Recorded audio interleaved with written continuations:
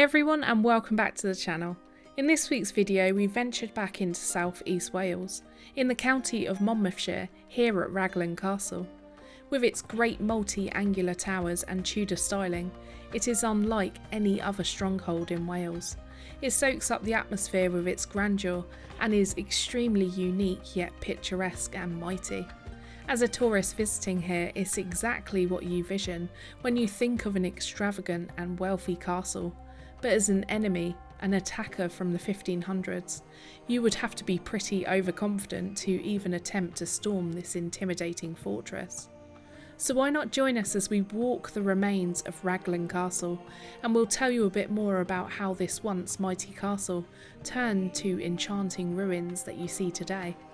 Stepping inside and underneath the huge gatehouse range, you can see how impressive this entrance is, and it dawns on you why this area is the most photographed here at Raglan, and that's certainly because of those hexagonal towers and pointy battlements that have a storybook quality look about them.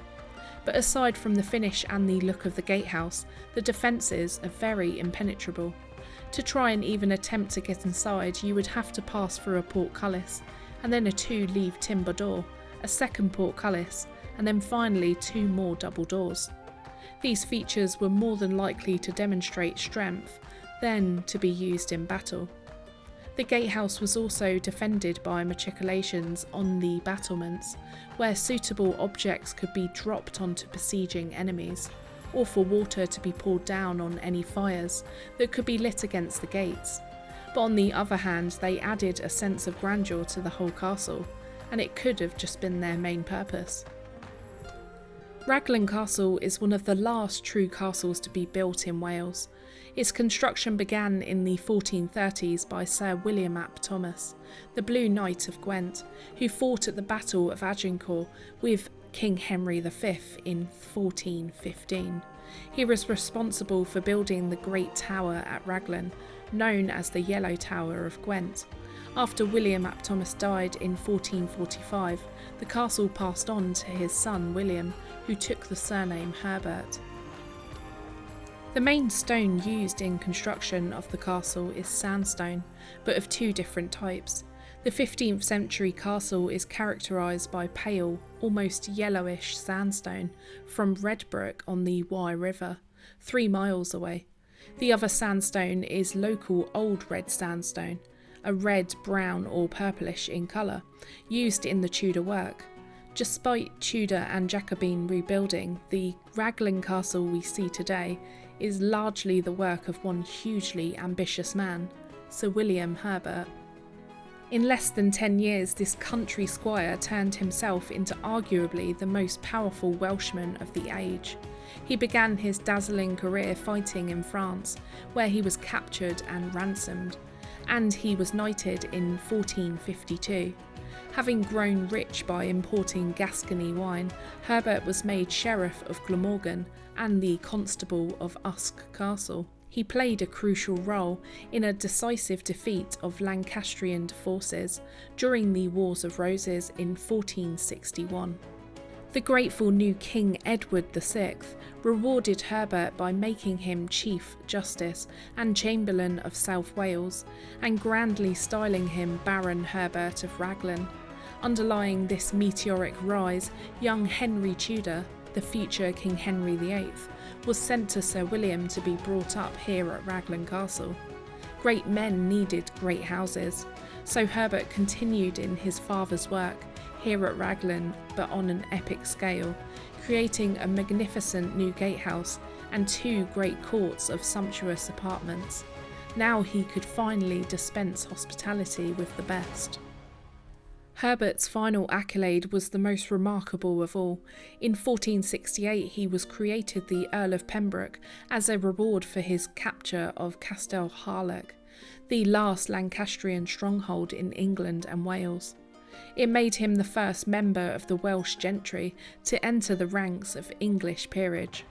This prestige didn't actually last for very long. Herbert was actually defeated and captured in the Battle of Edgecote in 1469 and brutally beheaded the very next day.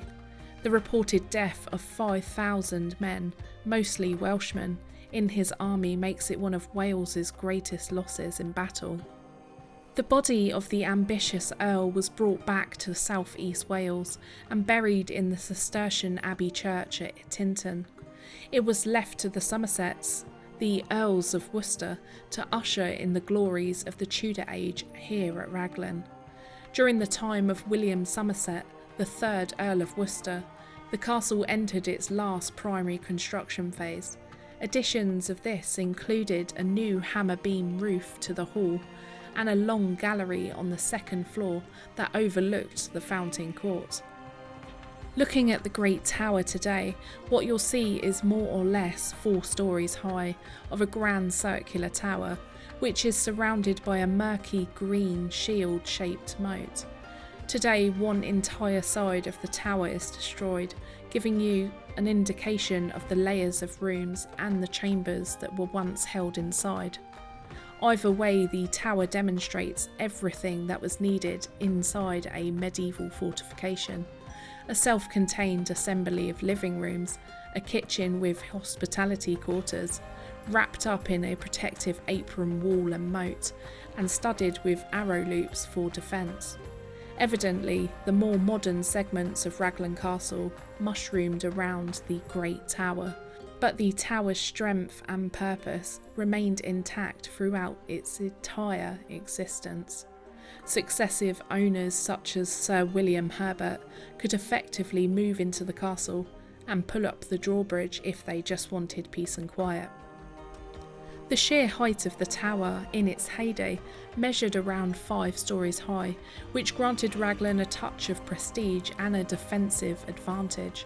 The tower could be seen across vast swathes of the Welsh countryside, and today, as you can see, the views are still just as jaw-dropping, especially on a day like we visited. During the English Civil War in 1646, Raglan Castle was besieged by Parliamentarian forces led by Sir Thomas Fairfax. The castle was surrounded and mortar batteries were dug into place. Henry Somerset, who attempted to defend the castle, knew that his efforts were futile and surrendered to Fairfax. As a result of the siege, the castle was heavily damaged and they had to begin a period of repair. The downfall of the Great Tower came during the English Civil War. The tower was bombarded extensively from one side, and then when Raglan fell to the Parliamentarians, the forces attempted to destroy it to prevent future Royalist use. Workers managed to hack off the upper layers with pickaxes, but the tower was stronger than that, and so they ended up entirely undermining the foundations, leading to the collapse that you see today. During 1460 to 1470, the castle became reborn as a noble castle mansion. As well as the gatehouse, Sir William Herbert added the main features of the castle, including elements of the large cobbled court behind the main gatehouse and the incredible fountain court to its left, which we are in now. Whereas the cobbled court was the focus for everyday domestic life, being home to the kitchen and the buttery, the fountain court here acted as the centre for prestige and entertainment, home to the state apartments, the chapel and the later library. These were built around this focus of privileged life. This open area took its name from a once pleasant marble fountain in the middle of the court, complete with a white horse statue and running water. Only fragments remain in the middle. From the fountain court you can approach the grand porch and the grand stair. It is quite regal looking. On either side you get the chance to visit and walk the rooms, which were once ground floor chambers, and if you look around you can see the various fireplaces, the ornate windows and once spiral staircases that would have been used to visit the first floor rooms.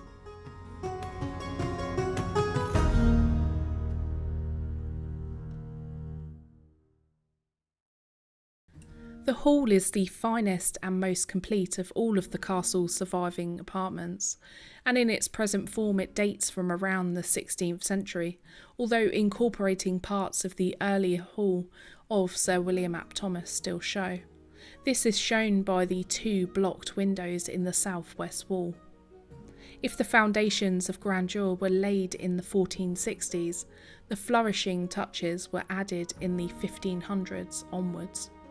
Straight above us you can spot the weathered plaque that bears the arms of the 3rd Earl of Worcester as a Knight of the Garter, and although it requires a little bit of imagination, the Tudor oriel window would have been one of the most majestic features of the castle.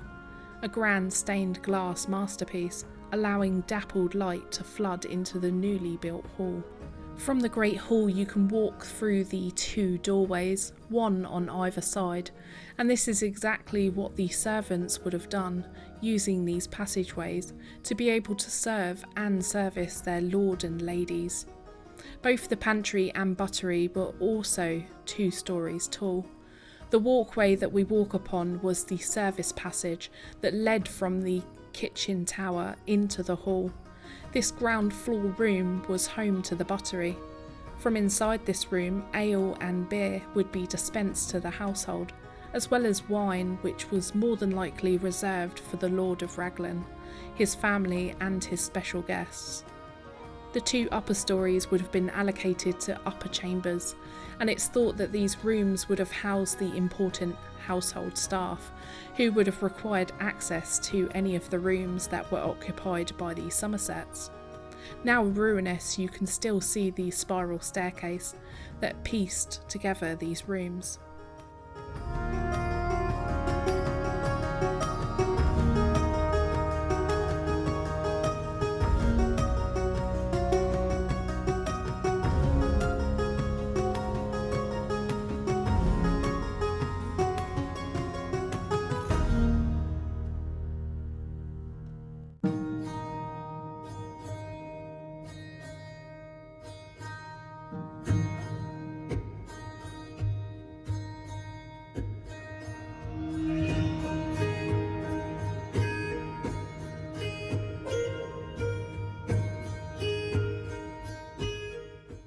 Just outside of the buttery and the service corridor, you can see the pantry, but only foundations survive of this room, but you can still make out the windows and the outlines of the floors and staircase. The pantry was a room where the allocation of bread, salt and other pantry items would be accessed and given out, and it was a handy distance to the kitchen tower, which we were about to walk into. Built in the second half of the 15th century, it was the kitchen tower. Apart from its defensive function, it contained rooms for more servants on the first floor, a huge kitchen, and a room for preparing meals on the ground floor, with access to a cool pantry in the basement for storing meats and cheeses.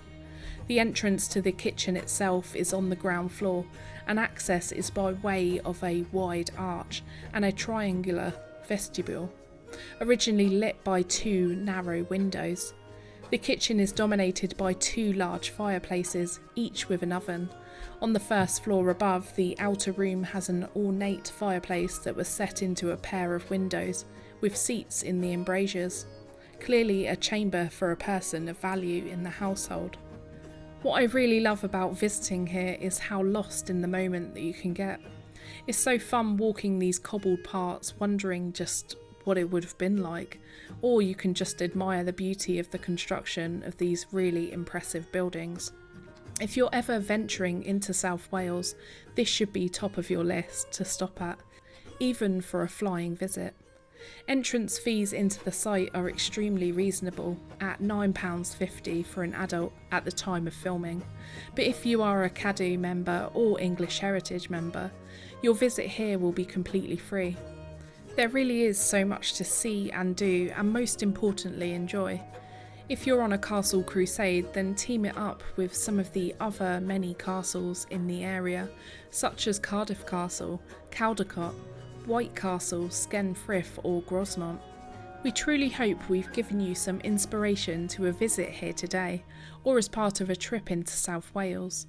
If you enjoyed the video, please give it a thumbs up by clicking that like button, and consider pressing that subscribe button for more content. We have ways of supporting the channel. Please head over and have a look at our Patreon or our channel members option here on YouTube. Your support really does mean the world to us. We want to say a big thank you to our Patreons and our channel members, and also to everyone for watching. So we'll see you in the next one. Till next time.